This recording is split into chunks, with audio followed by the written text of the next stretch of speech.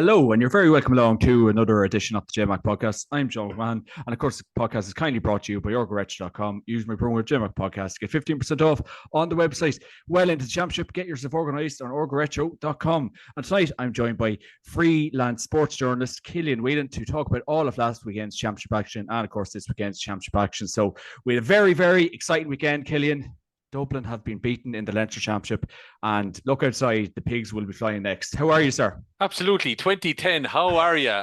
I tell you, we're only foreman starting out on the internet here, John. What's this contraption you have me signed up to? Yeah, isn't it great? Long may it rain that the Dubs aren't in the Leinster final, and that's all the Dublin people that might be tuned in. I'm no way bitter. But look, I suppose all great empires come to an end at some point, John. They may not be done, but they may not be back too quickly. In lots of contexts. Look, it's from a Leinster point of view, wanted probably throw a few extra bodies into Croke Park when Louth take on Meath in a few weeks, won't it? Yeah, absolutely. Jesus, great. It was powerful. I was on the way home from Clonish yesterday. It was powerful to hear on RT. I think who was on the commentary down in for the Dublin game? Was it Marty Marcy or was he doing the hurling? Or who was on the commentary for the Dublin game yesterday?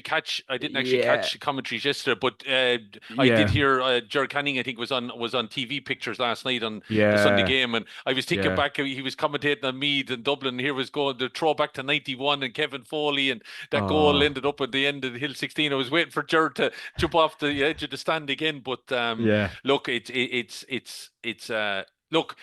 good for the province. My concern still would be the quality of football in the province of Leinster. You're looking at a Dublin team that there's no question about it. You'd have to take your hats off. I keep maintaining what Dublin have achieved is all down to the fact that some of the other counties didn't take note. Dublin put practices in place and obviously got a group of players, but were able to maintain that dynasty for a long time. And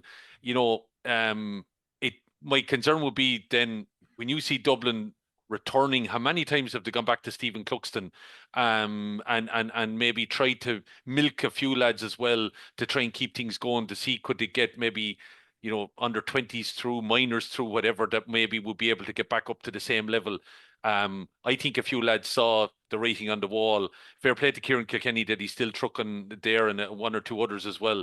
But, the likes of Fenton and others have got off the horse. I think they probably saw what was coming down the line, and they didn't want it maybe to damage their little bit of legacy. But listen, fair amount of mileage on the clock, incredible players, and wouldn't you love to have them in any of your counties, But look, all great things come to an end at some point. I just didn't think it was going to be 15 years, John, when it all kicked off, Oh, a long, long time, Killian. And did you have a good weekend? Yeah, no, I obviously, as you mentioned there, I'd say sports journalist now, John. I don't know about that moniker, but I have been obviously involved in media now for over 30 years, and I currently would be a freelance commentator on a lot of camogie action is where I would tend to find myself. But I also have done previous, let's say, Clubber would be one of the streaming companies that obviously I've worked on a few games. But yeah, look, I keep a keen eye in Gaelic games, always have since year dot, I would say. And I have been part of some great days and been lucky enough in some of the counties I've ended up in commentaries on. I've had, as I said, some memorable ones, including all the way to All Ireland finals in Croke Park. So it's been a good career, yeah, no doubt about it. But over the weekend I was covering camogie action down in Nolan Park. There was All Ireland minor finals there, so that was a good weekend of action.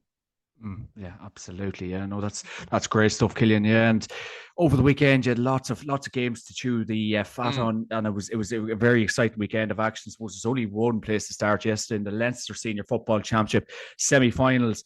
It was Meath against Dublin. It was Meath 23 points, Dublin 116 in Portlaoise, Killian. And as you aforementioned there a few seconds ago, what a mighty win for Meath football. And you just have to be in. They're neighbours of mine here. They're only up the road from me. Nat Park Talton's about a half an hour, 40-minute spin for me now. So I can hear the celebrations from here. They're ongoing, but great win for them. Absolutely delighted for Robbie Brennan. It's been a tough couple of weeks for Meath football there, Killian, obviously with the loss of Joe McMahon and Marty Corey. And obviously Joe McMahon and Marty Corey have gone on to Kilcoo, and that's probably a touchy subject for Meath supporters at the minute, I'd well believe it, I'd imagine. But a great win for Meath football, a great day for Meath football, and the Dubs finally dethroned. Yeah, look, you'd have to credit Robbie Brennan. Like a lot of that, could have been a distraction and everything, but they've come out of the other side, and now, he's able to turn around to the Meath players and say, "Look, lads, who we have on board now. That's we're going to circle the wagons," and I think he's handled that very well. A bit surprised the way it all ultimately panned out. Brennan would seem to be a guy that you would have had seen, obviously, from Kilmacud Crokes, very astute individual, would tend to have his lieutenants beside him that, he'd be put an awful lot of trust in, and he would be, as I said, directing the orchestra, but would allow those other guys then to have their input and their say and so forth. So, like, I don't know how tight that group particularly was, but when you see a couple of lads walk away from it, you know, when you see them walk into a role in Kilcoo, I don't know whether the I don't know what the rate of currency is at the minute there, John, but like, maybe was that a factor? Maybe they felt they weren't. Maybe they want to, spread their own wings a little bit here and try it. But I would have thought at an intercounty level, with a county that would always, you would feel, no matter what, John, even when Dublin were going at their height, and I know Meath have gone through bad days, but you still would feel any day going through even Dublin's great times. If Meath and Dublin came to blows, you could always say there might be some chink that Meath might be able to find, because you always felt they were the one county that would put it up to Dublin, and that's kind of, down to, I know maybe you're trading on things that happened in the 80s and 90s with those great Meath teams, but you still feel that maybe on the day if the Dubs didn't turn up, Meath would be the ones to drive the boot in and drive it in even more. And so then for parts of the management team to walk away, you were kind of going, maybe things aren't right. But then you look at the results that Robbie Brendan and Meath are after producing in the last couple of weeks, and now you'd be kind of saying to the boys, Jesus, you had a chance to be part of history here. And like, if Meath go on and win a Leinster title, maybe Martin and the boys will be questioning the decision that they made. Although, as he said, if the currency speaks the right language, maybe it won't matter at all, John. And look, Killian, I can look at. We'll get on to the game now in a second, but it's something that kind of really frustrates me at the minute. And I probably was vocal enough online last week about that thing. And look, everyone's has their own ideas, and c'est la vie and so on and so forth, and life to live in. But like, I think I think if I was a Meath supporter and like you get the news that the pair of boys are just after going to Kilcoo, after leaving your management setup, after having a very good league campaign, and things are on the up, and we had Marty Curry here in Cavan. He's a quality coach, and Joe McMahon. I think the game we have at the minute, and I think obviously Ewan McKenna's doing a bit of a piece in the GA at the minute, the ins and outs of it, and he's doing stuff on his website. I just think the game is kind of going fairly, drift off us fairly quickly, and it just seems to be the spirit of the game is really coming into question at the minute. Like, it just seems to be on to the next, and I think the commitment and the ethos of the game is kind of going out the window a bit. Yeah, maybe so, John. I wouldn't like. I wouldn't get too worried just yet, because like, Yeah. I remember the ethos of the game being questioned when Shawnee Johnson, and maybe that's what you were hopping the ball there, John. Not at all. An ethos when Shawnee Johnson's famous transfer happened. But like, so and that's now 10 years ago or more. So like, I don't know, but I am surprised when you hear of two lads part of a management at intercounty level go and take a club job in the middle of the intercounty season. Now, maybe Kilcoo came knocking, and it's such a reward, and it's a bit closer to home and so forth. I don't know the ins and outs of it. Maybe someday Martin Curry will tell us. But I just found it a bit unusual. But then let's maybe get away from the two boys. We're talking too much about it. You have to credit then Robbie Brennan and whatever he's been able to put in place, Course, that he yeah. got those guys to buy in. Like Owen Frayne, what an outstanding footballer, would have known a little bit about him, of course, through the setups in Meath and whatever. Like, there's been quality footballers knocking around Meath. I remember some of those boys playing. I watched them in a minor game against Laois a number of years ago. I think it was before COVID. These guys, Costello and these guys, were standing out. They were going. You were feeling big men. They're going. This is maybe some of the Meath lads of old, and they just didn't. I don't know whether there wasn't a full buy-in under O'Rourke, and obviously managers before him, but whatever, Brendan has instilled a bit of belief. But I don't know about you, John. I was looking at that Meath team yesterday going, these guys look massive. Like Yeah, huge you were lads. Yeah. going back to guys that the Joe Sheridans, of this parish and these guys, going, these were lads that were Puck and Dublin lads around the field like a little bit, like where have these all of a sudden emerged? They've always been there. I just think sometimes, John, when you're now playing with a bit of a strut and a bit of belief, I think the lads look like they were a couple of inches taller, a couple of inches wider, Oh yeah. and they just looked like Costello yesterday moving around the field.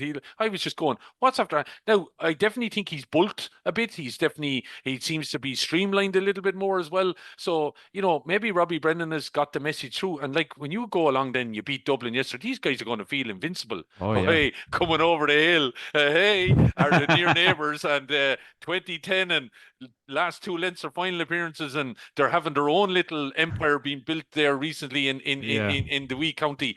It ain't going to be easy, but I tell you, it could be a cracker, and hopefully we won't have any more controversies. Well, hopefully a Tyrone man won't be reffing the game out of a Killian Sheets. No. Let's not hop that ball.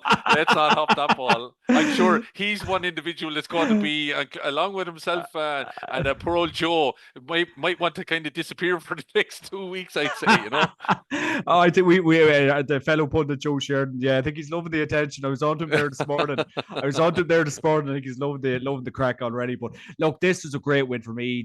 Watching obviously the highlights of the game last night, Killian, it was brilliant stuff and really spirited Meath performance. I think Robbie Brennan has to take a lot of credit for that performance. He looks like he's serious buy-in, and Owen Frayne. I watched him against Cavan in the league, and big, strong lad, able to kick points. Obviously, Jordan Morris injured there at the minute, but I heard last year, and obviously I wouldn't get the much Meath games, but they've a very, very good under-20 team. A lot of them 20 lads came through, but Meath have always had big lads come into fruition now, and I suppose they really kind of bullied Dublin yesterday. Yeah, I think there was a little bit of that, all right, and maybe Dublin not up for the fight a little bit. Maybe Dublin might have taken the eye off the ball. They definitely started to play a little bit more in the second half. They probably had too much to do, but let's not knock anything that Meath done. I think Meath set themselves up very well. I think they've found, a goalkeeper there in Hogan that I think the new rules suit. His placement of his kickouts were key. Their use of the ball, their movement of the ball, their ability to kick 2-pointers were massive. And like there are certain teams, John, that maybe these new rules are set up for that. Like I hope we're going to talk about Kildare, because I don't understand their lack of targeting that. Like you have maybe got a scenario here that Meath have looked at the rules and went, okay, where can we put our key men that we can have them more effective, and use someone like Frayne, and but he has an ability to be able to kick 2-pointers. Well, you're obviously going to be getting him moving as much as possible along the top of that arc, and you're then getting the ball to him. And he kicked 11 points yesterday. That's a phenomenal effort.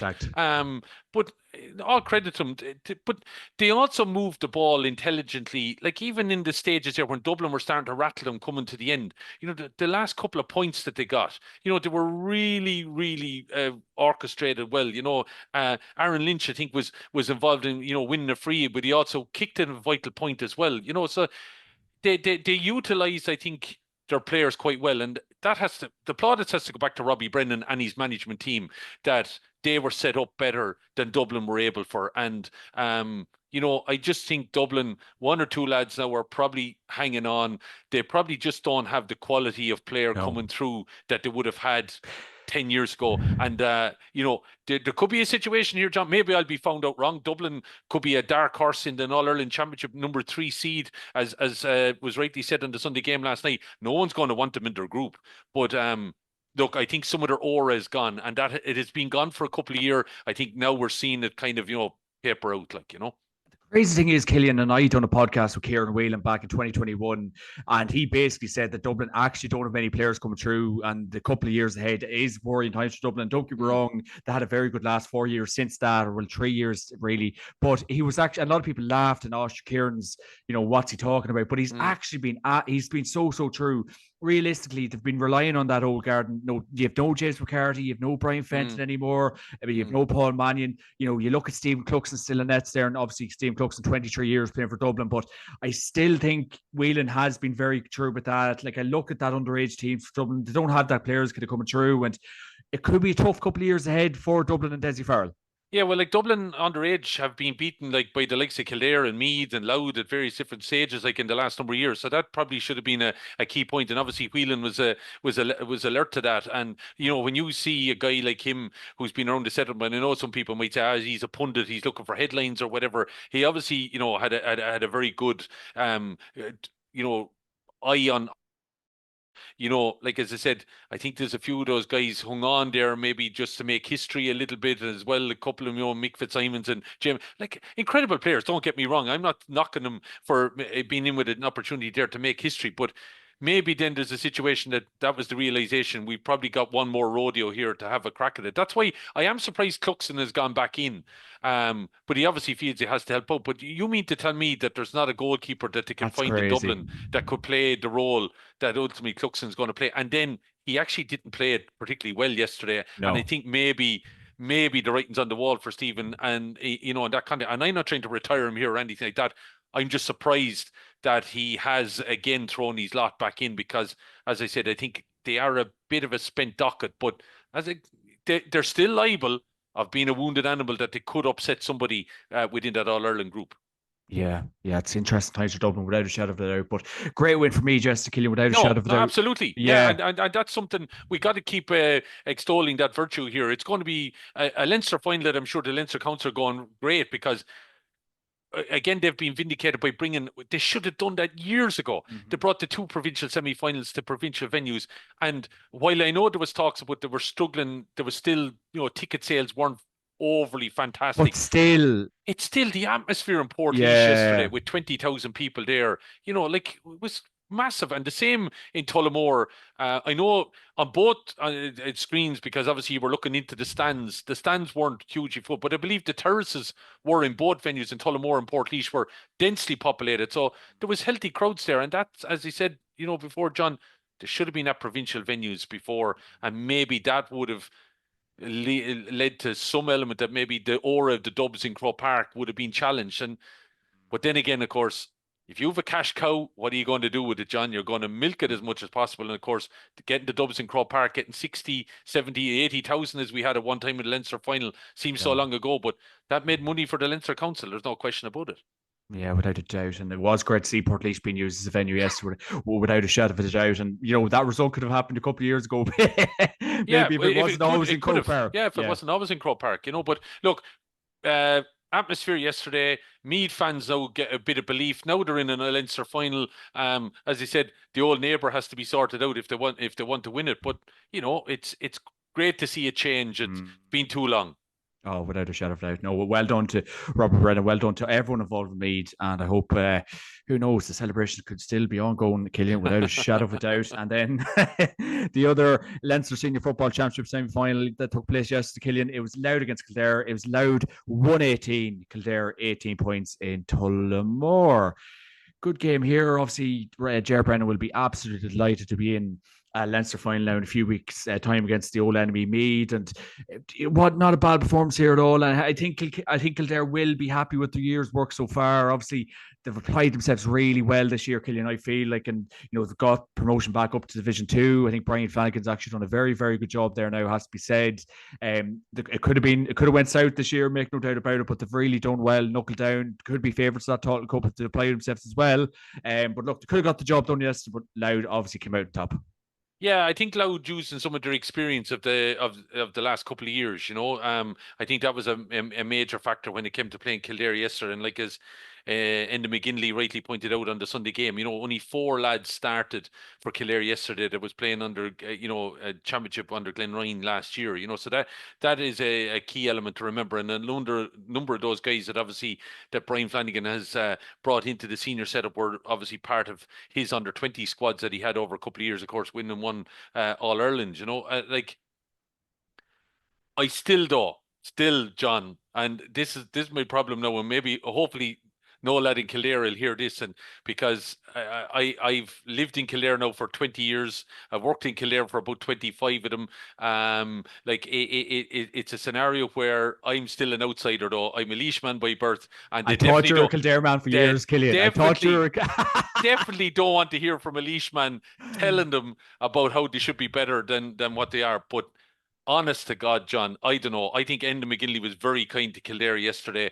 There's still some of the old failings here. It's mad to think. Like, I would have thought the new rules, I thought, were set up for a team like Kildare, Okay. because you now with a situation of where, unfortunately for Kildare at the minute, they do not have a finishing forward. Somebody that will get them 4 to 6 points a game. Someone that will probably get them a key goal at a moment. Dara Kerwin, can, but he, to me, can be hit and miss at key stages. For a big man, can be strong, can be physical, can kick those couple of points, but had a minute yesterday at Tullamore, a little bit more composure, and maybe it could have been a different story. But I just don't understand why they don't seem to want to take on 2 pointers. I thought there was opportunity in the pocket yesterday for opportunity like that. Now, maybe some Kildare lad will be shouting at the screen here, John, and tell me I haven't a clue what I'm talking about. But I just feel when they don't have maybe some inside forward talent that's going to be able to get them a goal, 2 goals,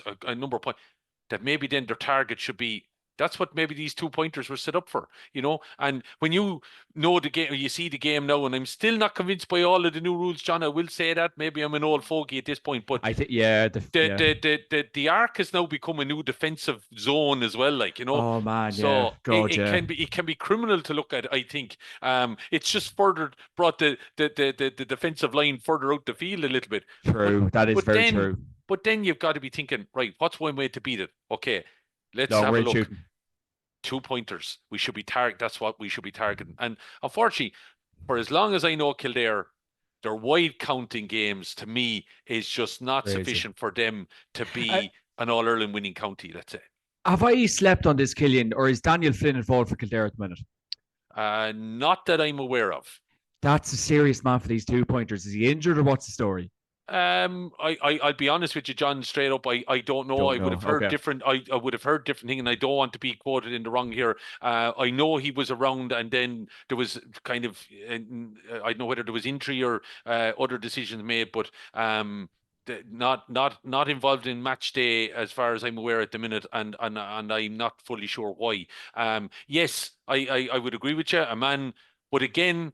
Daniel would need to be in the zone ultimately, John. If Oh, you okay. get Daniel, the best form of Daniel there, yeah, no question about the talent that he Right. has, But look, I do think there's others. I do think Ben McCormick had an off day yesterday. Would have been a key man there for kicking. I think Feely has great ability, but doesn't seem to have been something he's taken on board at kicking long range points or anything like that either. They seem to be more looking at him winning ball middle of the field, winning ball in the end of the square. I think they're asking an awful lot of a man who's now got into his 30s. I think there's no question about it. Kevin minds himself, whatever.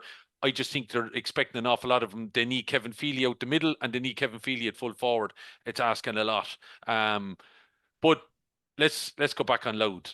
I just think Loud you have to credit them for a small county, small playing base and everything for the last number of years. I have to say, I didn't think Ger Brennan was going to be able to keep them on the road if that and maybe that was naive of me, but Ger credits them, the All Ireland Series victory last year, beating Meath and Inishkeen then and taking that monkey off the back. They just have that little bit of swagger in them, but they've also got serious footballers and guys that are willing to go to the well and fight it out. And they definitely do, as we said, I think punch above their weight in the sense of what they would be taking on. But they're the one county, John, in the last number of years that have taken on the Dubs. They've tried. Like that's when you consider the population, between the counties, you'd have to credit them. There's no word of a lie. They've got a group of lads there. I remember seeing Ryan Burns when he was 17, 18 years of age. Trying to help his club into, I think it was a Leinster club final back then. Like you just knew he had talent, but he seemed to go off the boil for a few years. But now he seems to have, matured into a right footballer. Good support there from Mulroy, and it's not all about Sam Mulroy either.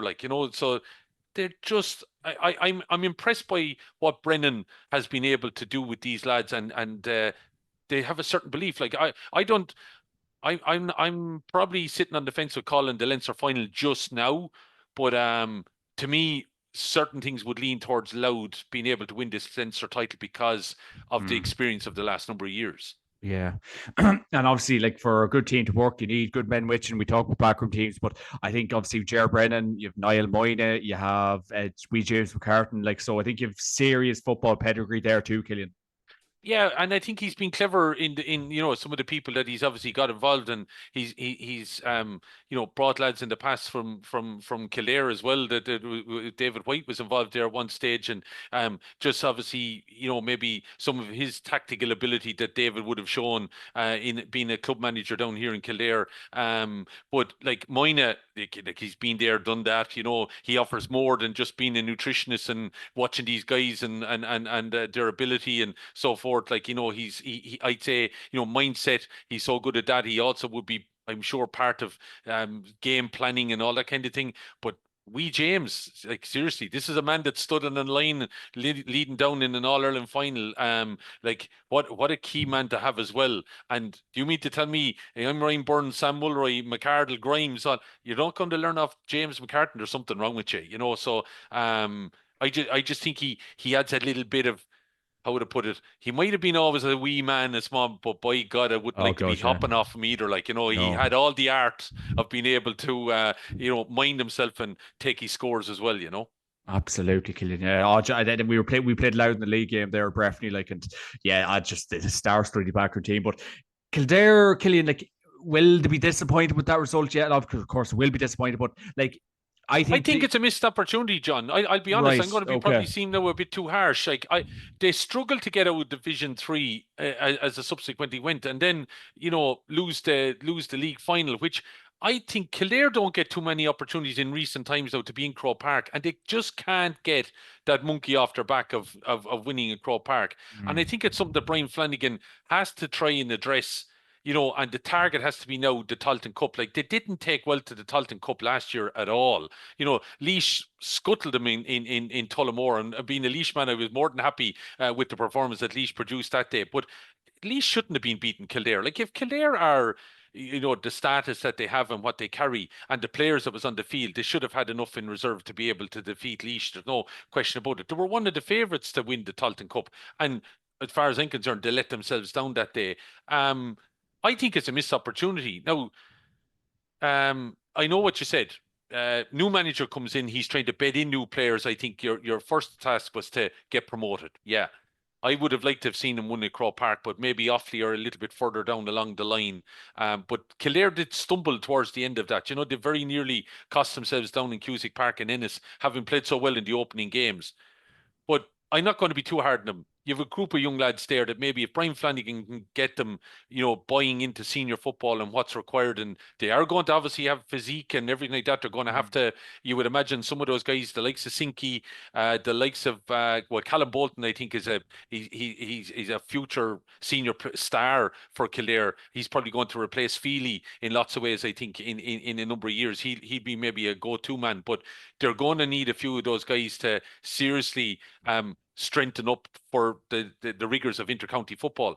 But I think it was a missed chance when you consider some of the elements that were falling into place for Kildare yesterday. 8-2 ahead, and then find themselves in a situation where they're only 10-8 in front, and then the goal came.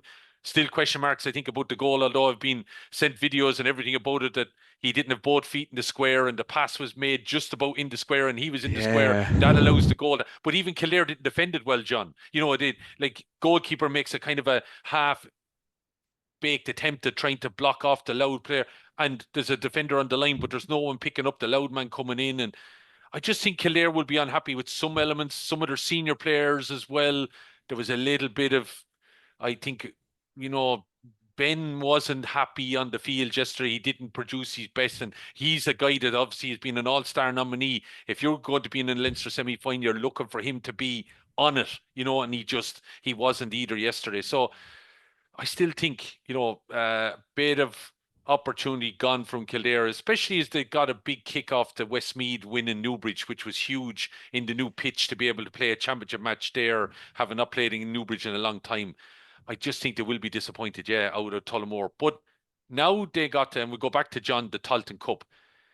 I would like to see a character now from Kildare to kind of go, right, lads, We're into Talton. It's not a bad place to be in grooming these lads who have come from under 20 into in senior inter-county. They're going to be playing the Westmeaths and the Offaly's and Cavans of this world and whatever. Like, they're going to have to take on some big counties as well. But here's an opportunity and a chance maybe to get to play in Croke Park and a chance to win an All-Ireland medal.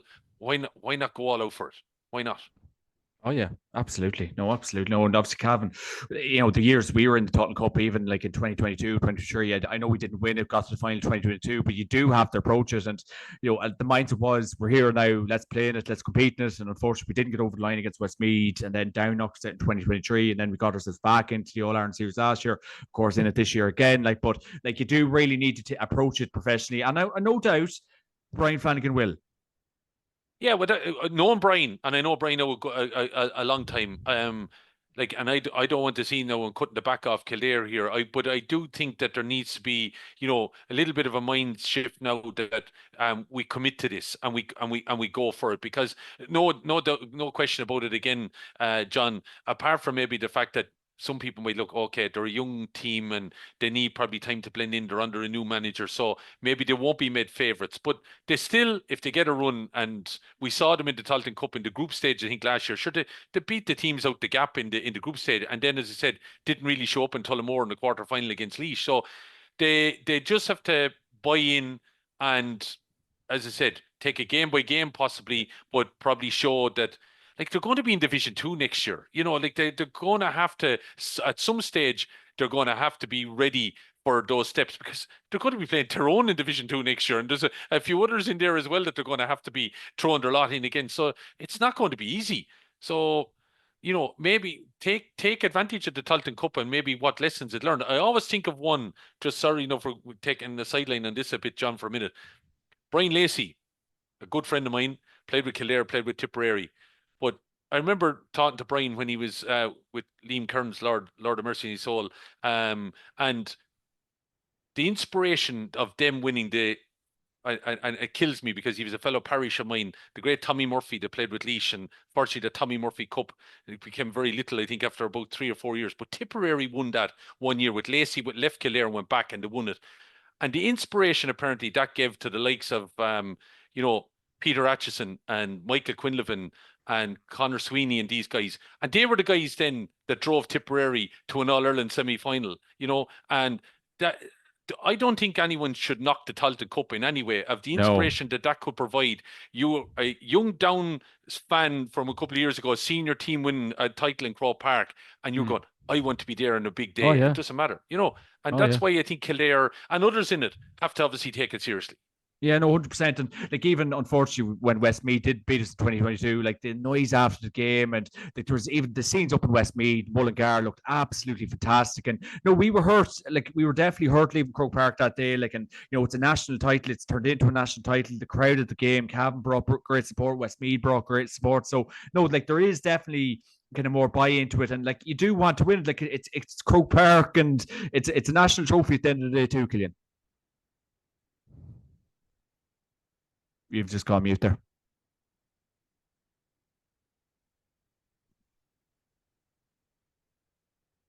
Yeah, can't hear you, Killian. Sorry. Can't.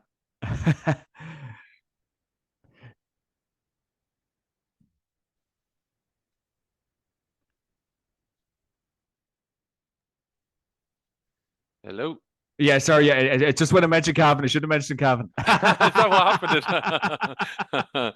My apologies on that. But, like, I just think, look, it's a national trophy. Talton Cup needs to be, in a situation where that is respected. And I do think those who have won it have taken it for that basis. Now, obviously, you win it, you get promoted, you're in the Sam Maguire. That's one way of getting back into the Sam Maguire. So, look, I think it's a competition that counties need to take hold of. And, I'd be looking at my own county in Laois, that obviously under Justin McNulty making the next step again.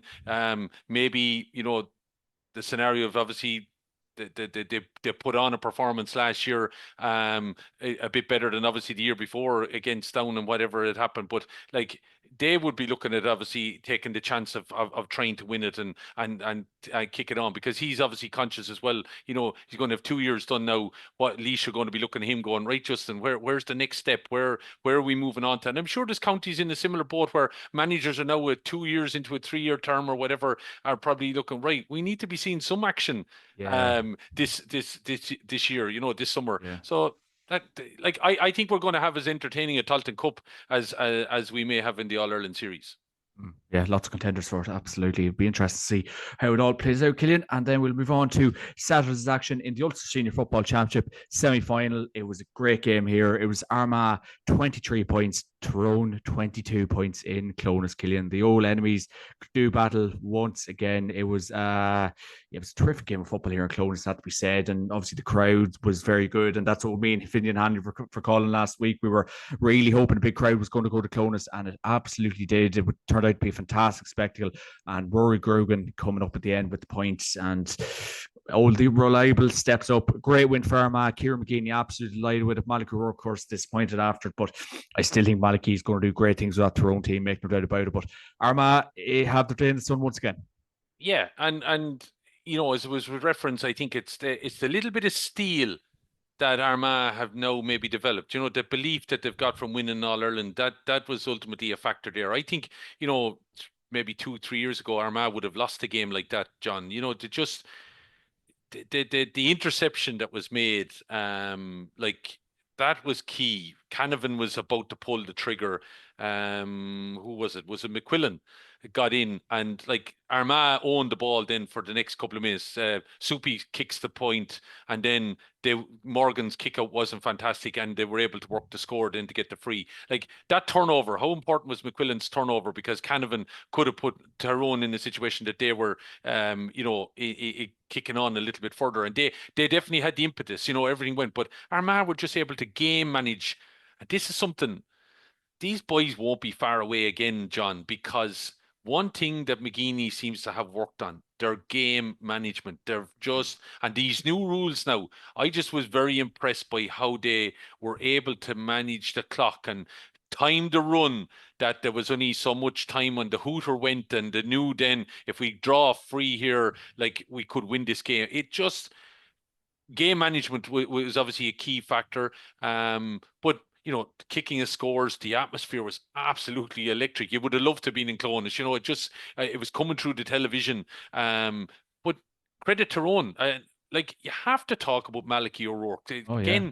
how is he? There's certain guys that are able to walk into counties, John, and he obviously has it. You're able to walk into a club, he's able to walk into a county, and they're all just able to buy into whatever he has. And, like, again, he was within a whisker there of being in an Ulster final. They're not going to be a crew you want to meet in the All Ireland series. They won't be far away either. And, when you look around, John, I was kind of conscious of who were you going to pick winners of. Like, Galway will be in the mix. I don't think Cork are going to offer a whole lot. So it's Kerry again. And then, like, what's in Leinster? No offense, like, it's probably going to be Loud, let's say, okay? And so that's all you're looking at, Leinster. So then the real contenders then on top of that, then who are the next six going to be, next crew going to be for the six? Well, then you're looking at your Donegal, your Armagh, your Tyrones, and I'm sure there's probably going to be someone else in there in the mix again. They just seem to be, I think Ulster teams seem to have adapted well to the rules. And that's why it saddens me when you think that within Leinster, there's some teams haven't adapted well to them. And that's maybe what Meath and Louth have done well, and they're in the Leinster final. So that's probably, shows off them well.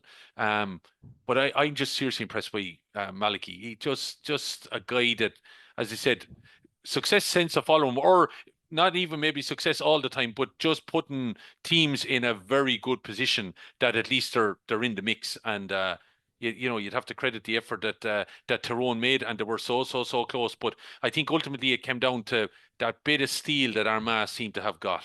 That's ultimately it.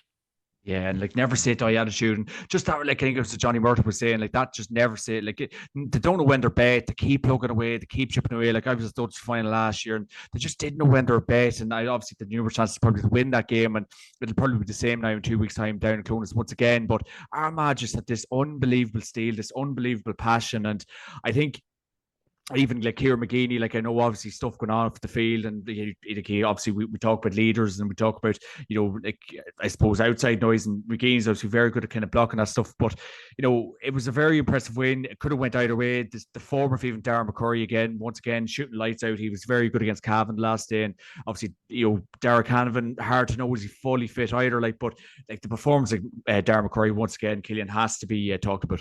Yeah, absolutely. And but like he's no guy that just walked in off the street, like we know the form. He's obviously been given a little bit of a rein now by the new manager. Like he's been able to, I suppose, influence, like we always knew the McCurry's talent and ability and whatever. I just think he's a different player a little bit this year, so there's maybe a certain element of freedom being given to him.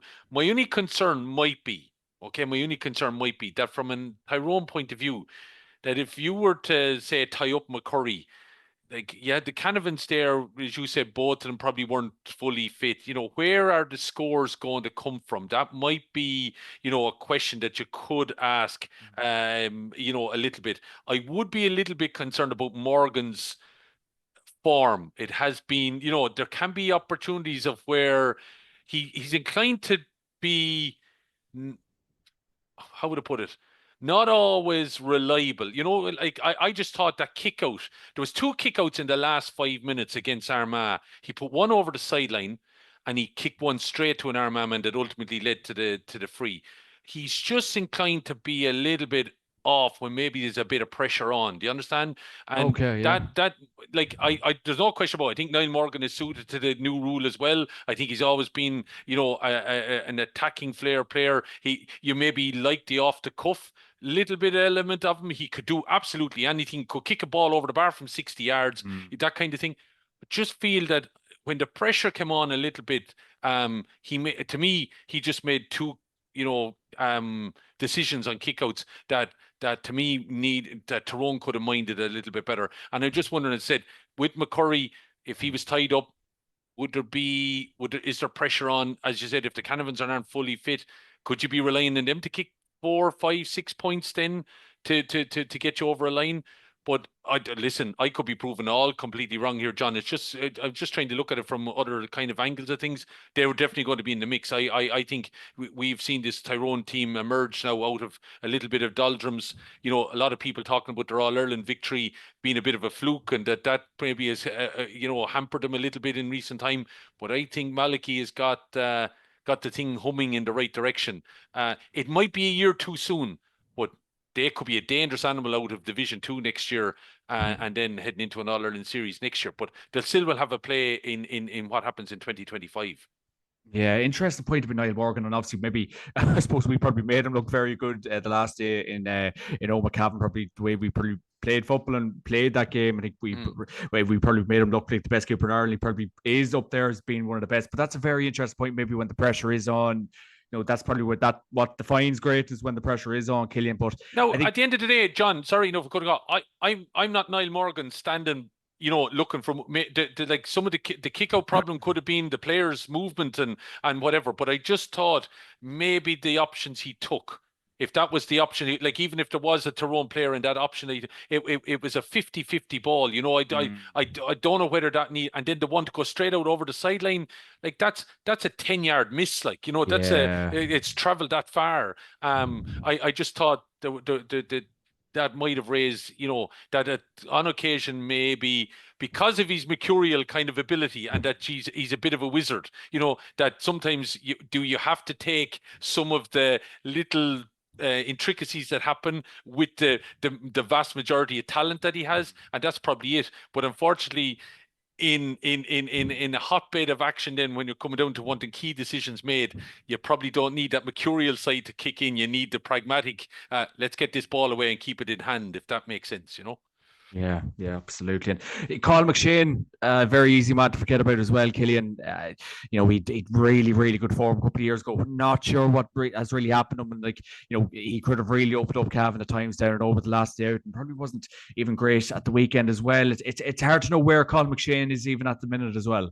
Yeah, like Jesus, when that he was a young lad when he burst on the scene when they won that Yeah. All Ireland, and you were thinking, oh my God, this Mm. lad like just seems to have everything. He's built like absolute big refrigerator, you'd call him. Like, he was just had shoulders on him, had pace, was able to shrug off guys that were 4 or 5 years, 6 years older than him and had loads of intercounty experience. And I don't know. As I said, I'm not in Tyrone. Probably don't want to be throwing stones at the young lad at all or whatever. But yeah, you probably would feel where has he gone? And maybe there would be an opportunity to awaken some of that talent going forward because you'd imagine if they're able to add him into the mix and get him in some kind of vein of form, he could be a perfect foil for McCurry. Oh, 100%. Absolutely. But look, there will be definitely interesting team to watch going forward. But Armagh will go on to another Ulster final, and let's hope it doesn't go to penalties this time, Killian, because we know what happened last day. I had to say it.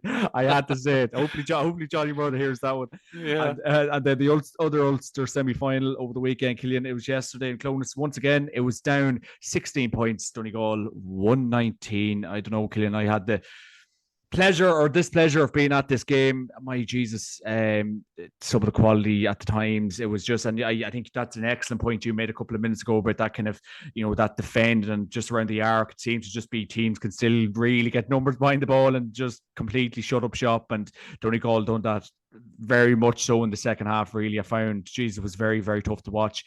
Down actually at in the second half had massive chances to kind of even push on, even get a draw out of this one, but just hit wides to beat the absolute band. And just it was an unfortunate game for them, but I think Donegal were hot favourites go into it. Michael Murphy coming off, seeing that man in live action, Jesus, he is some bit of stuff. And obviously Paddy Roberti getting man of the match with the goal, but good performance with Donegal. But Killian, overall, I don't think they'll be happy with that second half. They've stuff to work on. I know Jim McGuinness said after the game it's been week after week, and maybe a bit of time now with this 2 weeks, but that second half performance won't be good enough against Armagh. No, it won't be. It won't be good enough against our man. I'm sure he'd be disappointed, and it's the one thing that's obviously going to, how would I put it? He has something now to work on and keep the boys really peppering over the next couple of weeks. And there probably will be one or two now might be looking over their shoulder, John, whether they're going to be able to have a starting place the next day. It's going to be, and we've seen with Jim, he's not afraid to mix it up. And there's one or two lads that I would feel that are on that bench for Donegal that would feel they should be starting, but he's not afraid to go with guys that are in form, and but he's also, as I said, I can't imagine, the perfectionist that he is not going to be overly happy with how it turned out. And of course, Down had a chance, a goal opportunity and whatever as well that, might have just, I don't think it would have seen them win the game, but it might have added a little bit of how it could have spice into the closing stages there. But I still, they're. I don't think this Ulster final is going to be pretty watching. I think it's going to be fairly dogged encounter again, despite all these new rules and everything. But It's well, I don't want to make the statement when I'm probably going to get it wrong, but like you have two juggernauts coming into kind of contact here, and they're just on the sideline. So like the scenario here of who wins out, it's like it'd be whoever blinks first ultimately. I think it's what it's going to be. And like I think Donegal here now will be trying to get under the Armagh skin a little bit here. This could be fairly tetchy. You thought there was tetchiness down in Parky Queeve yesterday if you're watching the hurling, but like mm, they could be fairly tetchy Ulster final. And I don't think anyone, and I'm sure Johnny will come on now and back me up on this. Um, Armagh want that Ulster title. I think that's 100%. that's it, and it's a niche that Geezer now is looking to scratch. There's no question about it. He'd love to get one on McGuinness, and sure McGuinness knows that. So, what do you think he's driving home into his Donegal players as he's running them around the various fields of Donegal? Like it's just to wipe any opportunity off of McGeeney's face. He'd love to keep one above him. And let's say put a fly in the ointment of their All Ireland success, in some way. But um, I'd love to go. I maybe I'm going to have to get on to some of my mates and be able to get up to watch that match because I think it's going to be tactically, obviously a lot different to last year because of the new rule movement and stuff like that, John. But Jesus, it could be some atmosphere. Oh, Killian, I highly recommend it. I was there. I've been to a couple of Ulster finals, and I made it my. I know Cavan just have the mispleasure of not getting to it the last couple of years. Before we got 19, and then Donegal taught us lesson, and then we got 20, we won it, and no one could go. So there you go. Yeah. But unfortunately, for a long suffering Cavan fans, but last year was just incredible, Killian. Like the yellow and the orange tipping about Clonus, and Yeah. Clonus on any match day, Killian's a special feeling. So I think if you get it, Absolutely. if you get a chance at all, myself and yourself and Johnny and a few of the boys will meet up that day for a couple of pints, it'd be great. Oh, geez, absolutely. Yeah, we'll have to organize that. Can you send down the minibus so I can pick me up? Yeah. Like I was at an Ulster final. It's over 10 years ago. I can't even remember who it might have been, but like Donegal and Monaghan 15. I think it might have been Donegal and Monaghan, yeah. And like it's a special game. I Class. would have had I would be friends with Morris Deegan, refereed a few of them. I had a cousin of mine who was an inter-county referee. We would have been up there. I would have done an Ulster quarter final. I think at one stage back now, and talking about nearly 25 years ago or whatever. But always loved going up to Ulster game because.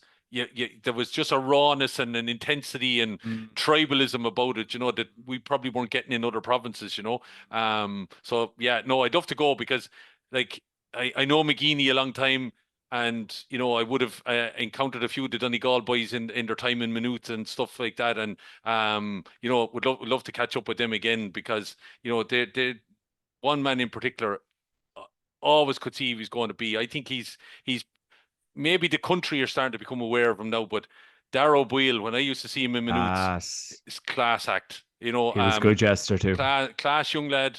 When we had him as a fresher in Minutes, but like I touch base with him every so often, not that often, but just to kind of touch base and tell him how he's doing or whatever. But like I just think the last maybe 12 months, Dar has really flourished into a stylish, like that performance against Derry when he got the couple of goals last year, and this year again, I just think he's gone up another little bit of a level, different kind of game he's obviously playing, but yeah, just a kind of a guy like you have the Murphys and you have the McBurties, but I just think Dar has added another little bit of a notch to their forward line, and that would be the other thing. A little bit different to Tyrone. I think Donegal do have a spread of scores, John. That they do have guys that can step up. And like if you're adding in Murphy there and you can keep Murphy, raring and fit and within 40 meters of the goal or whatever, like he's still going to have a part to play. The only thing that might count a little bit against him might be that Armagh defense can be, might crowd out that opportunities or whatever. So this is where I think it's going to be a bit of a chess match. This is where O'Beal might come into a bit of he could be a man that could decide this game a little bit because it might fall into his area of the pitch, John, that he might have a major say in ultimately kicking a winner or a leveler or whatever it might be. Yeah. And like, it's funny, someone said there this morning, like obviously with Oisin Gallen as well, and Gallen had an unbelievable year for Donegal last year, but someone kind of basically said, like, obviously with the return of Murphy and all the kind of folks, Gallen was quiet against Down yesterday. Yeah, that was a perfect game maybe for Gallen to stretch his legs, kick maybe 7-8 points, maybe everyone kind of holds him to that regard and high standards, but I think his form is kind of slightly dipped. But I thought even Ryan McHugh got on a world of ball yesterday. He was very good, but Conor Lafferty, I think Down's efficiency up front was just really, really poor. Like, and I think Connor, like, that's something he'll have to address. Like, Down have always had good forwards and big lads, but even Pat Haver and he quick some lovely scores yesterday. But something they'll have to address going forward is their shooting efficiency going into the All Ireland Series or Tottenham Cup. I think it's Tottenham Cup, isn't it? I think aren't they still? Yeah, I think it's Talton for them. Talton, like so, and they have a chance in the Talton. Oh, well, the will obviously, with their scenario a couple of years ago there, and Havern, I'd have Pat Havern in any intercounty team, I think, in the country. There's no doubt. But it might be their spread of scores. They snatched it a few yesterday. I just felt yesterday they looked like a team a division below Donegal. Do you understand me? There was, and again, and there maybe wasn't enough belief to drive it on.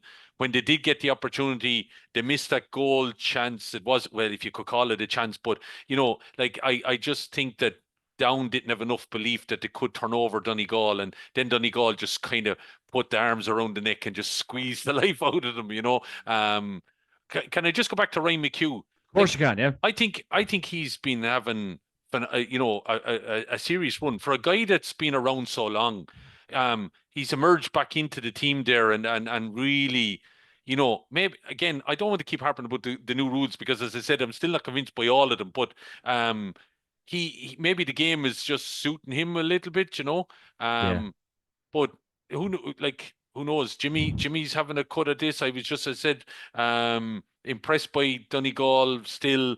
I just think it's going to be an interesting chess match. I love to be a fly in the wall now in both of those dressing rooms to kind of get the message that's going to be coming across. I'm down to clone as Killian.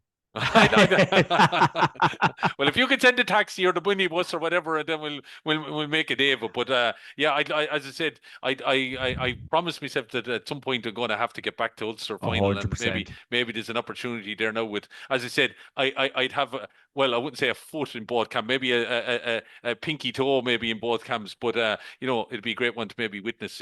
But yeah, look. It's going to be a hard one to call. I still would find it hard to call. Both of them are still going to have a major play in the All Ireland series as well. 100%, yeah. Yeah, I think, well, I was saying just to finish last week, I think Galway, Armagh, Donegal, I think Donegal might win the All Ireland. Not impressed by their second half performance yesterday. They've probably got a lot of work to do. I think the only thing, like, and Murphy was very vocal on the pitch yesterday. I found the loss.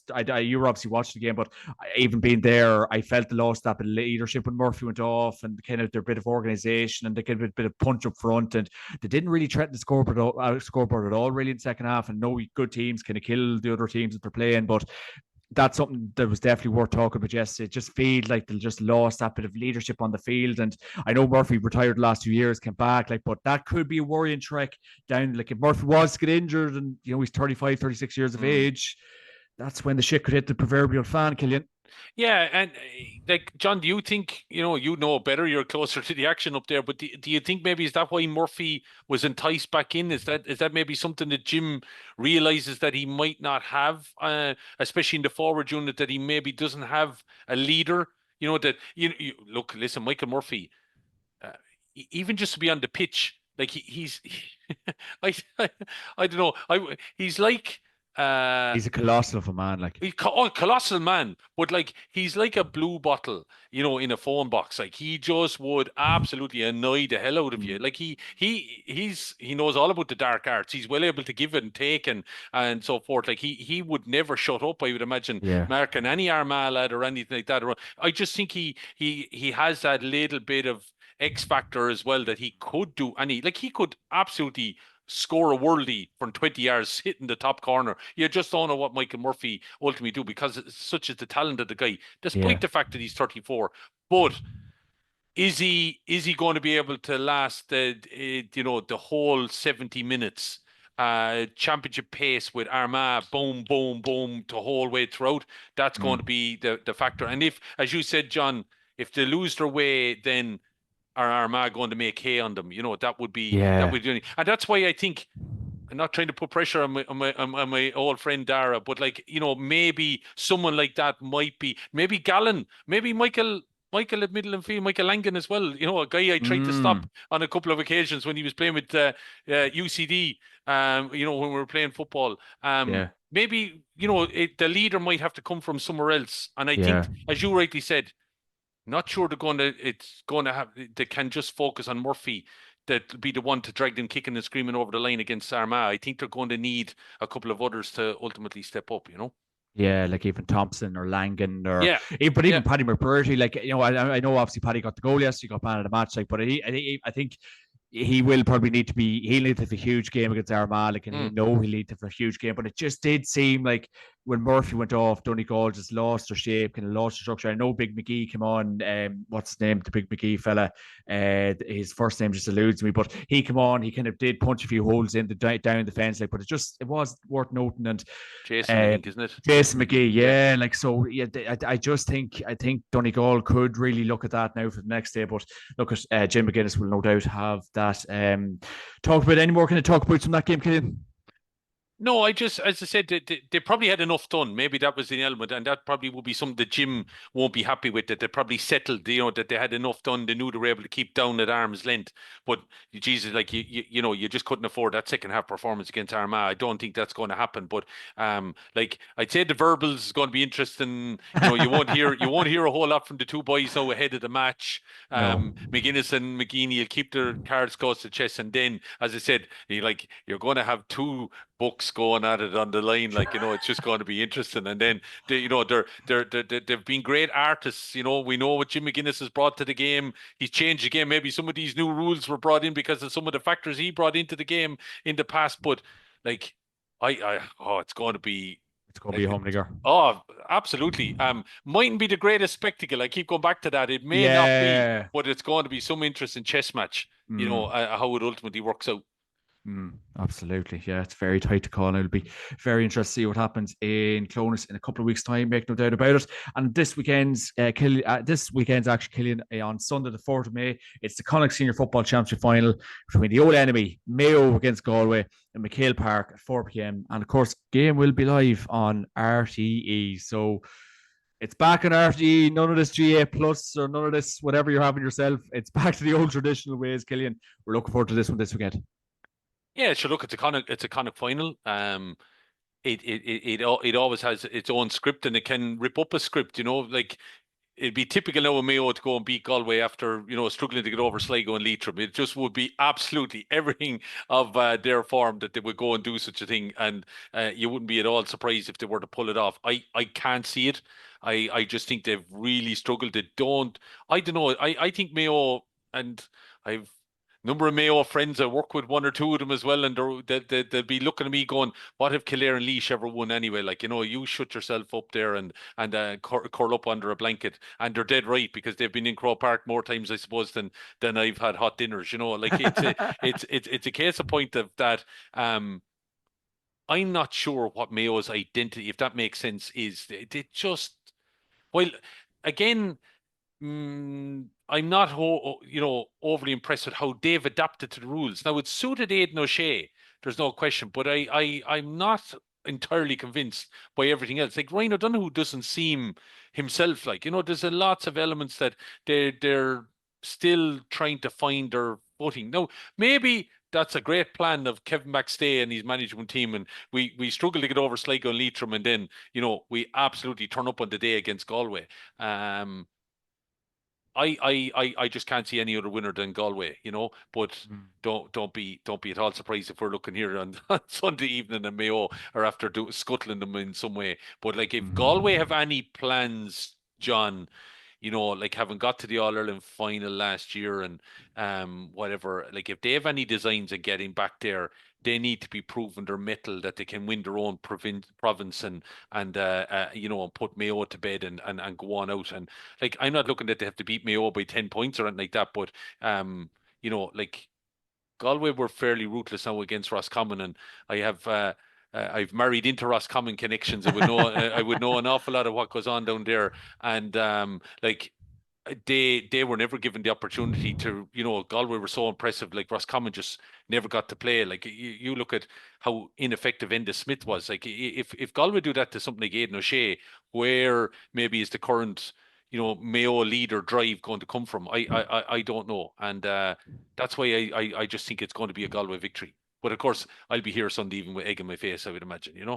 Yeah, hard game to call. I think, and I was watching the game the last day, and like I said this on the podcast last week, that Galway actually played very well there last week. They looked, even without the miraculous, Shane Walsh, Galway looked very balanced, and McDade had a great game in midfield, and O'Comer really came on, and Rob Finnerty had a usual very, very good game. And look, it's going to be very tight. I think no matter if the form does go out the window when you say about scripts and so on and so forth, but I think it will be still a very, very tight game. I think probably do give Galway that bit of a shoe in this weekend. I think very good performance last year. I think Roscommon very poor, but it'll just be interesting to see now. Obviously, the talk is with Shane Walsh. I don't think you talk about lads having their head kind of fully tuned in about what's going on and stuff. But I think Shane Walsh, I looked at him in the stand the last day, and he just doesn't look like a lad that's, I don't know, maybe buying into the project with Port Joyce there. Is he just fully focused? I know he's in Dublin, and he's coming up and down. It's a funny one for Bort Joyce managing there at the minute. Like he just doesn't. It just looks a cut of a lad that's just not fully bought in, and it's crazy stuff saying that now head into a Connacht final. But that's probably a talking point. But look, they done very well without the last day. Yeah, and well, he could start the kind of final and kick 6 points or something like that, John. And here we'll be in a situation again of maybe again it was all part of the plan. But I know I do think that Joyce seems to have gone with a different kind of style, and he's given his the Rob Finnertys and McDade and Tierney, the they're the ones that are dictating the form, and maybe Shane Walsh's style doesn't suit the form ultimately that they're in. Like to me at the minute, one of the if I was putting a midfield together, I wouldn't be going too far away from Galway. Like Connery Yeah, and Mar are just they're unreal. phenomenal men. Like Mar, I know how Connery keeps coming back to the table either. But again, I suppose we could ask the same on Michael Murphy and Aidan O'Shea and these guys. Like the love of the game and maybe again the rules suiting Connery. His ability to be able to kick a long distance score. 5 points, wasn't it? I think the last day against Yeah. Roscommon. Mar gets in with two. Like you're getting that from the middle of the field, and then you have Rob Finnerty having probably a day of days. Sure, like coming up against his father's old county, I'm sure he'd love nothing better. If he was to kick 8 points in a Connacht final, geez, he'd be a bit of a hero in Galway against. I'm sure his cousins won't like him too much in Mayo, but that might be a factor. But I just think their spread is a bit better. And I just want to go back to one thing what I was trying to explain there, John, because I think I saw your raised eyebrow when I mentioned Ryan O'Donoghue. Like Ryan O'Donoghue got 9 points all right against Leitrim, but I'm just not sure Right. Okay. he's the Ryan O'Donoghue that we may have seen previous. Right. Maybe it's a Okay. different style. I'm just not sure. Maybe as I said, progression of this team is being a slow one thing or whatever. But again, maybe I'll be proven wrong in a Connacht final. It's a far different animal, and you're dealing with a couple of Mayo lads there that would know all about what it's like to be in Connacht finals and ultimately to win one. And there's no question about it when you have the likes of O'Shea and Ryan O'Donoghue, Jordan Flynn maybe. Wasn't down to start the last day, came in, gets a couple of points. Maybe that would be good for Matty Ruan. Jack Carney, of course, has been a phenomenal Yeah. player for Mayo this year. I just think the engine room is going to be key, and I just think Galway might have, I said, a Connery and Mar at the minute dictating and pulling strings. They could be the ones that ultimately decide the battle. I just would be concerned from a Mayo point of view that they left Sligo in the game so long, and that even Leitrim, who couldn't turn up to play a league match, were able to kick 13 points against them. So that would be, I'm sure, something that Kevin McStay would be worried about. They could have played that league game. They could have played that league game. I'll hear. Let's not go Oh back. Let's not go back over that. But anyway, there's no love lost between myself and Stevie Poacher. Anyway, like it wouldn't be down this part of the world either. But no, I seriously, like I'm sure they could have somewhere gone and found Leitrim players that would have turned up and played that game. God. But hey, that's it's for a proud county. And again, I would know a few lads within it. I still don't understand the decision that was made, and that the county board were happy to go along with the decision either. But Crazy. anyway, one of the great stories again. I'm sure we'll learn more maybe and on. God. Hopefully it's not going to be in real on the years anyway, Yeah, Killian. That's yeah. Jesus Christ. And then the last game of the weekend, Killian, in the Munster Senior Football Championship final, we have the riveting Kerry against Clare in Fitzgerald Stadium at 1:45. Of course, the game will be live on RTE. Yeah, it's hard to really talk with this game, Killian. One-way traffic, I would be thinking. Yeah, you would, but I credit Clare. They're they're a decent county. There's no like I'm not going to write this off. Like, but if you're Kerry want to win All Ireland, you have to be beating Clare in a Munster final. If there's going to be question marks over that, well then you'll be really really worried from if you're Jack O'Connor and you're coming off the field and that has happened. Like Clare had Tipperary beaten and allowed them to come back into that game.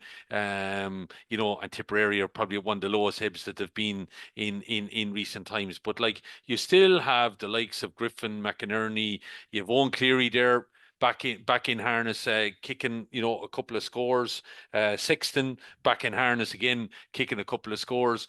they're the ones that are going to obviously have to show up on the day. McInerney got 2-4 against Tip. Will he get 2-4 against Kerry?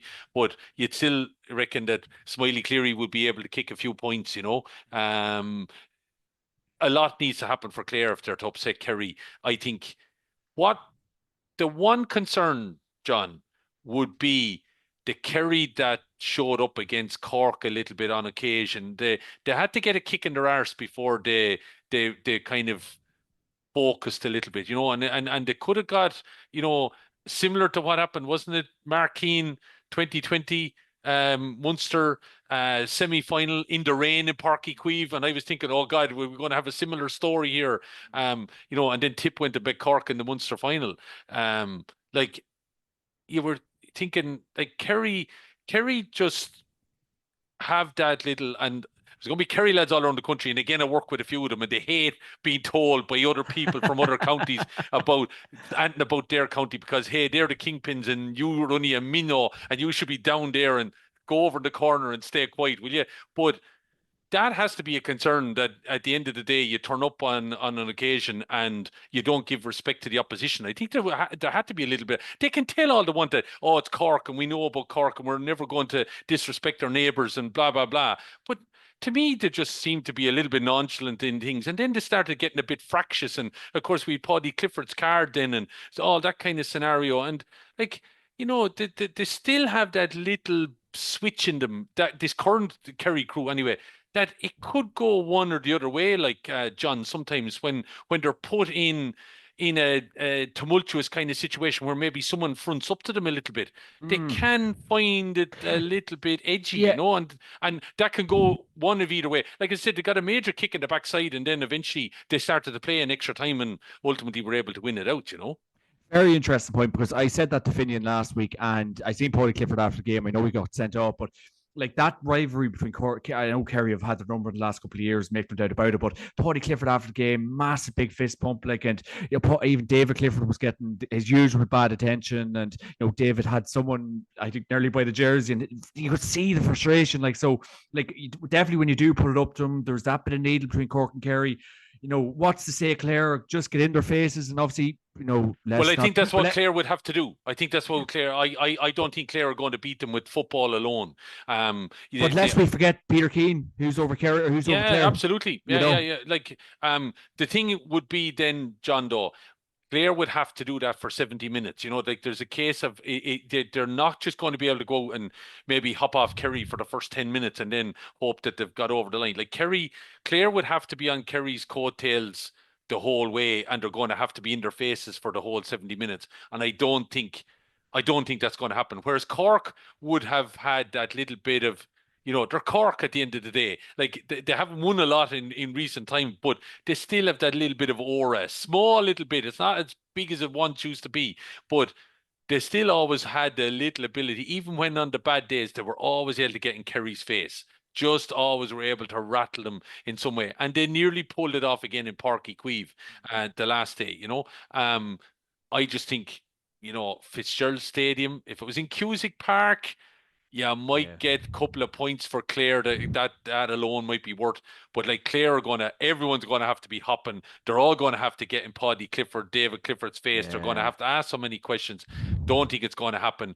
I'd be surprised if Clare get within 10 points of Kerry, I have to say. I think Kerry will be hopping after the semi-final performance that wasn't, as I said, overly fantastic. They got the job done in the end. They got there. But like if they're seriously going to be thinking about, laying down markers and so forth, they're going to have to be stuffing Clare, in lots of ways. So, no, sorry, Clare fans and everything like that, but like, a great achievement being in the Munster final and what that opens up for later on. But it has to be Kerry, no question about it. So Kerry and Galway for me, John, if you're asking for the nods, I think they'll be the two winners of the weekend. Yeah, I think I would agree with that. I think Galway Mayo will be tight, but I think coming down the stretch, I think Galway will just have that punch, and I think obviously sure Kerry Clare, it's a foregone conclusion, really, unfortunately, Killian. But that is provincials. Overall thoughts, Killian, provincials. Thoughts on them? Like obviously Leinster yesterday, Dublin Meath beat Dublin. Ulster's very good at the minute, but Munster foregone conclusion. Connacht shaky at times. Provincials, what are we thinking? Oh, they were dead long time ago, John. Unfortunately, like look, no offense, Cavan have won more than Laois have. Let's say if we were to win an Ulster title, you were to win an Ulster title, we were to win a Leinster title, we'd be delighted. But it probably means so little now. I remember 2003 running on in Croke Park, and the imagination, everything like that. And we were thinking, Jesus, oh my God, Laois have defeated Kildare after beating Dublin, and whatever. The world was the oyster, and it meant so much having not won it in so long. I would think Laois would probably celebrate a Leinster success if that was to happen like that again. But I also don't think it means as much as it once did. They're hanging on by the fingernails, but they have been for a long time because the provincial councils have such an influence. I think we need to go. Ultimately, the league is the best competition, John. It always has been. You link the two of them together.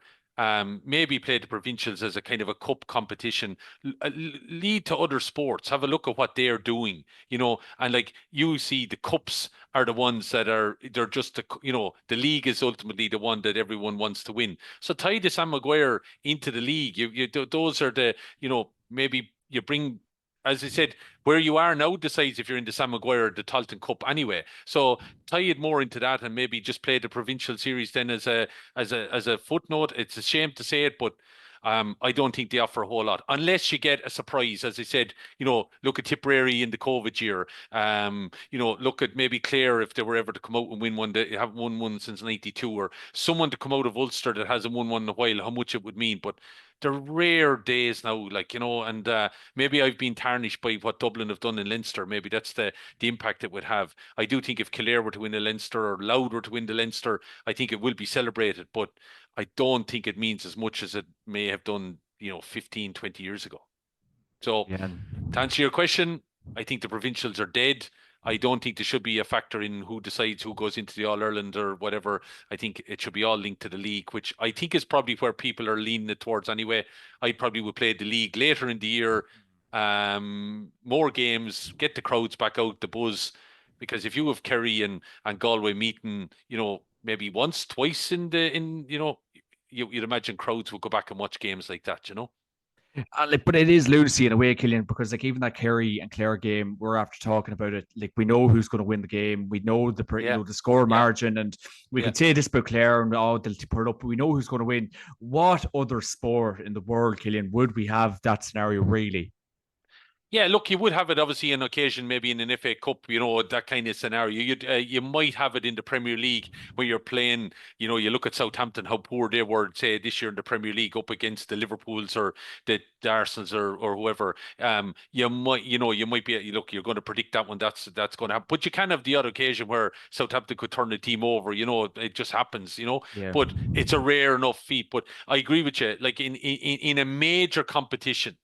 Like, are they, the three teams that are relegated in the Premier League this year deserve to be relegated. They probably shouldn't be there in the first place. They're lucky to be there, because you just didn't have the ability. They don't have the financial clout to be able to maintain it. Leeds coming up are probably going to be the one. Burnley, you imagine they could be ones that would survive. Let's say, but within the Gaelic football situation that we have, why not, again, as we said, Division 1 and 2, you run them as the championship into the series. They win the Sam Maguire. The 3 and 4, it's the Talton Cup. You win that, you get promoted. Whatever, you move, you shift it around. I'm sure there's other people out there better ideas than me about it, but I always just feel, the league starts in February, probably the last weekend of January.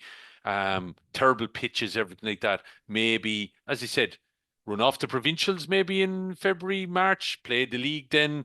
You have 8 weeks, 10 weeks of games there, whatever, 12 weeks, whatever you want to run it in a league situation where these teams are playing maybe not once, but twice, and then have semi-finals and a final out of that, whoever finishes tops of their groups and whatever, something along those lines. But look, John, we could talk about this forever. We've been talking about it for 20 years, I'd say. The influence of the provincial councils ultimately decide these competitions being held on. Interestingly, though, the competitions, the winter competitions, went by the wayside, and I know there was calls for them. Maybe why couldn't we have played them when you consider the amount of challenge matches that teams played 100%, yeah. anyway? But they were moved on. So maybe we Why will see can't it in we? time. Maybe the provincial series will be, and like you could But still make the provincial series, John, attractive thing if you turned it into a kind of a knockout cup situation, and it still might be a success for teams to win it. Do you understand me? Yeah. And like, because on any given day, Dublin could be caught by somebody, maybe not in the 5 or 6 years previous, but it could on any day if it's a knockout competition. Rather than that they have the back door or whatever, maybe play it like that, and it could still garner a little bit of respect and whatever from teams. But it's so unfortunate because I remember obviously the Congress there a couple of years ago, and like I remember on off the ball they had like the Ulster Council delegates, the Leinster delegates, and Munster, and unfortunately, Killian, I think the people that's sitting on these committees, I think we had this conversation last week, they just don't seem like they really want any change. They wouldn't want to listen to people. The old way is the best way. Like I was down in Clonus yesterday. I think there was about 9,000 people at the semi-final yesterday, and I was saying to the lad that was with me, like, this is an Ulster semi-final. I got out of Clonus after the game, no traffic, no noise, no nothing. So and I said this to Finian last week, it just seems to be the lads that's, up in the best seats in the house, eating the sandwiches and tea at half time, slugging away in tea, and just, look we got through this day and we'll not care about the public. Yeah. Knowing a few guys that work hard at provincial level, I would be remiss to agree with everything that you said there, but I'm also conscious of the fact that some need to see the bigger picture.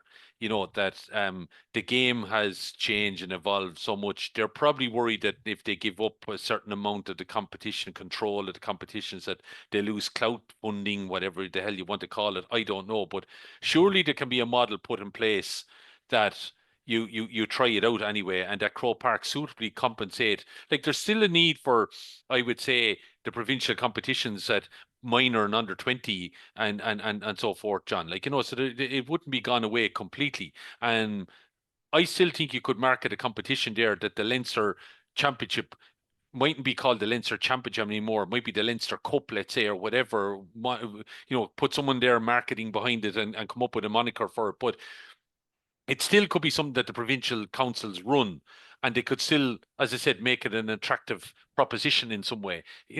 I think it just needs to be a knockout competition, and that's it, and have no input in the All Ireland series. That's the way I feel. I've felt about that now since before COVID, and it probably, as I said, by being from the province of Leinster, it's probably been the whole Dublin influence and so forth on it. Yeah, I just think there is, though. I know crowds games, but there is so much more work we could probably do to get an influence and make it a better occasion, But that comes even from Croke Park. I don't think we market the games well at all. Like, the PR around the games. I'm not kind of blowing my own trumpet, but like only for the podcast and the bit of chat during the week and all this kind of jazz. Like, I've always been, I know GA Plus are doing a few bits and bobs, but why is there not something? I think Virgin Media tried it for a couple of months. Like, why is there not something on RTE? Why is there not something on BBC? Or like, it's only for the podcasts. I do know, obviously, GA Plus are putting stuff out on YouTube during the week, of course, like that and whatever. They are trying, and they have named point, but I do think it could be marketed so much different. I listen, I've had this out, and I could go into the ladies' games and everything like that as well, John. I like, it really just withers me. Why don't you just take chances on certain things? And like, I don't know, like, I would know of key personnel in Croke Park that have obviously strong media backgrounds and communication and everything like that. I don't know how they haven't been able to come up with ideas around, marketing. Like, there's certain things will happen. I'm not here now to berate some of those people, because, as I said, I've worked with them. So, I know, as I said, they're good people, and they're probably telling me, you don't know everything that goes on in Croke Park and what's involved. But like, why isn't there 20,000, 25, 30,000 Clonus for Donegal and Down? Okay, maybe because it means nothing anymore winning an Ulster title. Like, Ulster is probably one of the last strongholds of a provincial title, I would feel. Okay, that, because it is more, I don't know, it just means more, I think, in Ulster. It always has the tribal element of it, let's say. Yeah. So that's what get bums on seats, which is still didn't get enough bums on seats, I would feel, for Donegal and Down in a Ulster semi-final yesterday. No. So what's wrong?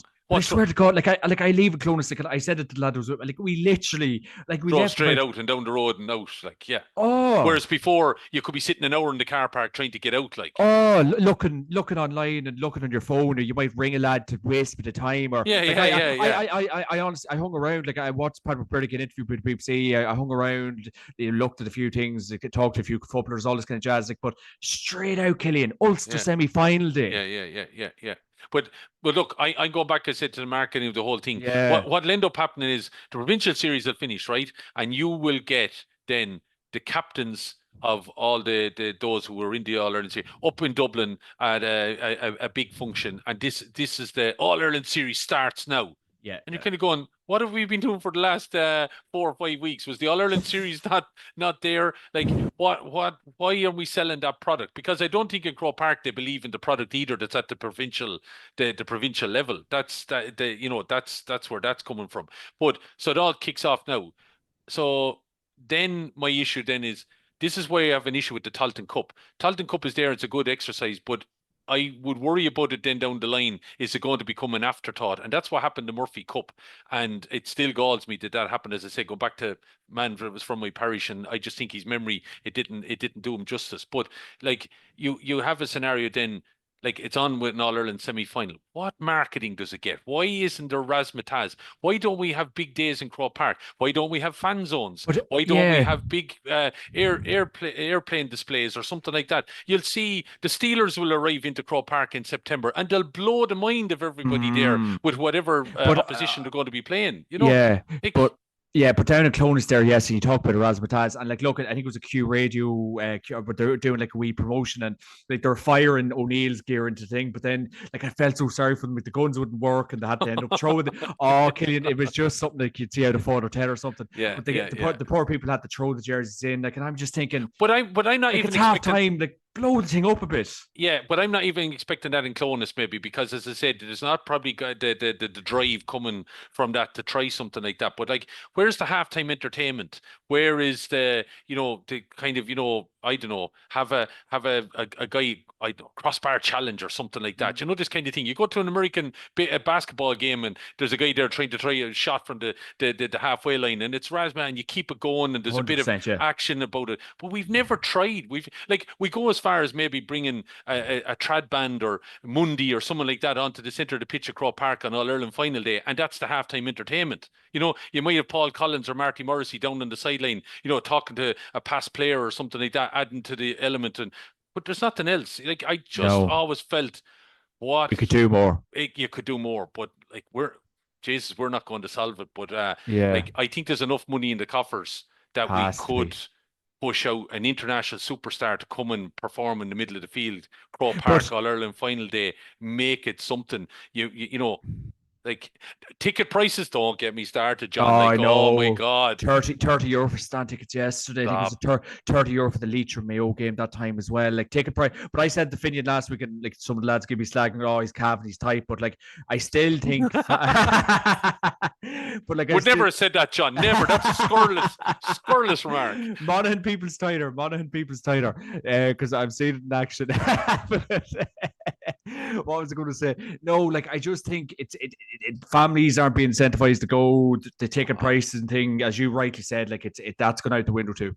Now, I know there was a concern, and I don't know whether it was insurance or something like that. The whole under 16s getting in free, and then like there was different issues. I know at different county grounds where there was groups of under 16s getting in, and I know one or two county grounds where there was little issues went on, like, that there was kind of gangs of groups and all that kind of meeting up and causing. I know of one or two venues, definitely in Leinster, where there was a few kids, got up to, let's say, scenarios of conduct that they shouldn't have, and that then started to rise, that now all of a sudden under 16s had to be accompanied by an adult, and there were €5 and all that kind of stuff, but they do nothing for the family.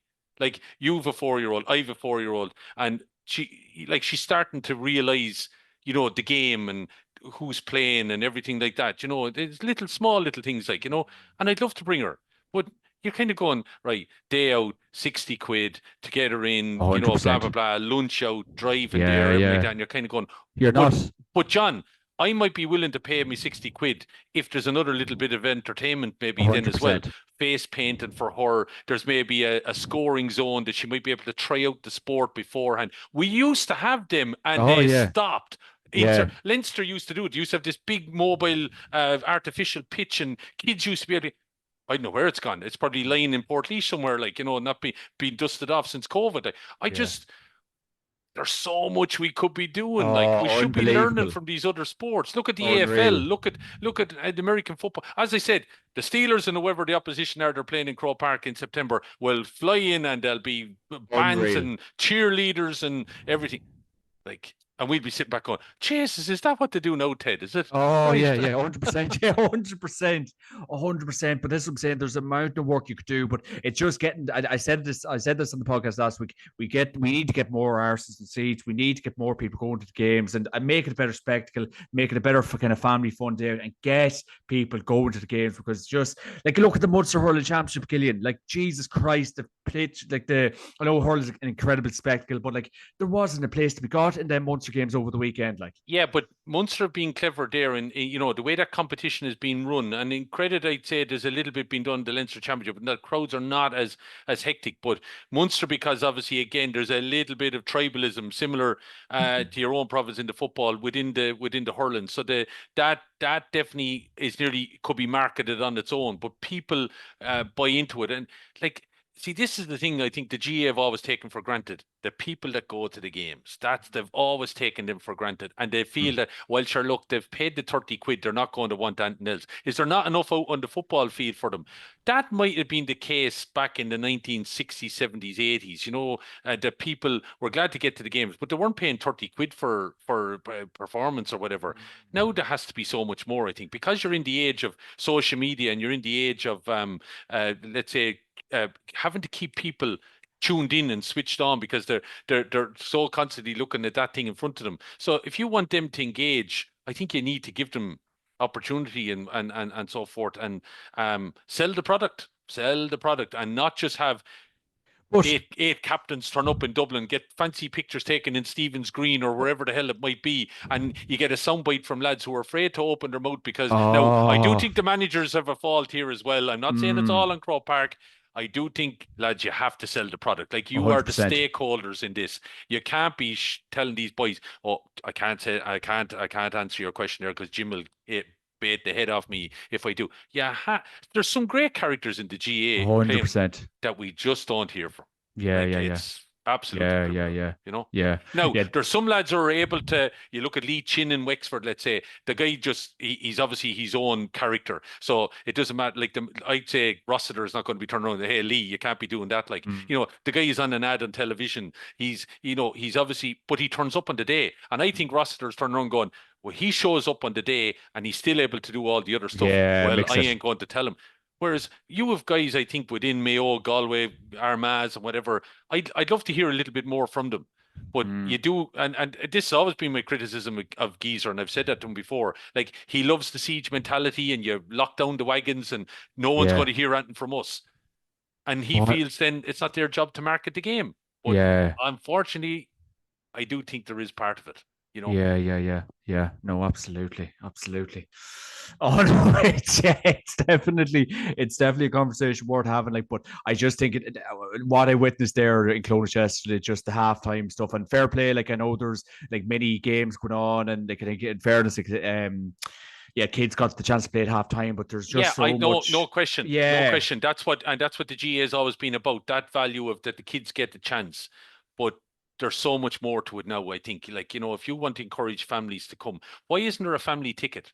Why isn't there? Why aren't people more encouraged to buy season ticket to go to matches? Like, you see the Mayo crowd, they're unbelievable. Like, and they fair play to them. They buy their season ticket and they turn up and they go to all the matches and whatever. There's very few counties like them in lots of ways, but there's no incentivization to purchase them, marketed well. That, let's say, if you go to 3 league matches, that you're guaranteed a ticket another for ticket. this or that, whatever. Like, there's nothing around that at all. Like, No. well, John, like, when it comes to All Ireland final day, if you have a contact, you'll be using that contact, like, to try and ultimately get a ticket.